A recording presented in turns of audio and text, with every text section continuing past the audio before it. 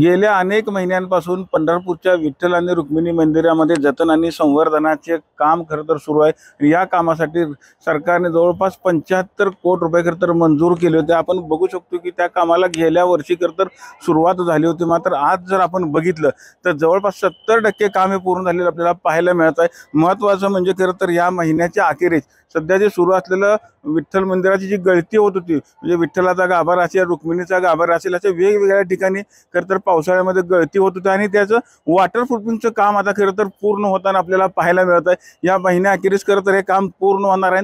त्यानंतर जर आपण बघितलं तर राहिलेली जी काही कामं आहेत, मग महालक्ष्मीचं शिखर असेल, त्याचबरोबर तिरुपती बालाजीचं मंदिर असेल, ही सगळी कामं खरं तर आषाढी यात्रेपूर्वी पूर्ण होणार आहेत। मात्र आपण जर बघितलं तर मुख्यमंत्र्यांनी खरं तर पुरातत्व विभागाला असे निर्देश देखील दिलेले आहेत की आषाढी यात्रेपूर्वी राहिलेली सगळी कामं खरं तर पूर्ण करावीत। त्या पद्धतीने जर आपण बघितलं तर ह्या कामाला देखील आता गती आलेली आपल्याला पाहायला मिळतं। एकंदरीत हे विठ्ठल मंदिरातील आता जे वॉटरप्रूफिंगचे जे काम सुरू आहे, हे मात्र ह्या महिन्याअखेरीस आता पूर्ण होणार असल्याचं मंदिर प्रशासनाकडून सांगण्यात येत आहे। आणि जी राहिलेली जी कामं आहेत, म्हणजे गाभारा असेल, गाभाऱ्यातील काम असेल, सोळकांबीतील काम असेल, या कामाकरता काही दिवस मंदिर देखील बंद ठेवलं जाऊ शकतं, अशी देखील आता शक्यता वर्तवली जाते। एकंदरीतच आषाढी यात्रेपूर्वी हे पुरातत्व विभागाच्या मार्गदर्शकाने सुरू असलेलं जतन आणि संवर्धनाचं काम पूर्ण करण्याच्या निर्देश मुख्यमंत्र्यांनी खरं तर पुरातत्व विभागाला दिल्याची माहिती प्राप्त झालेली आहे। आणि आषाढी यात्रेपूर्वी सगळी कामं आता पूर्ण होतील अशी आशा खरं तर आता भाविकांना लागून राहिलेली आहे।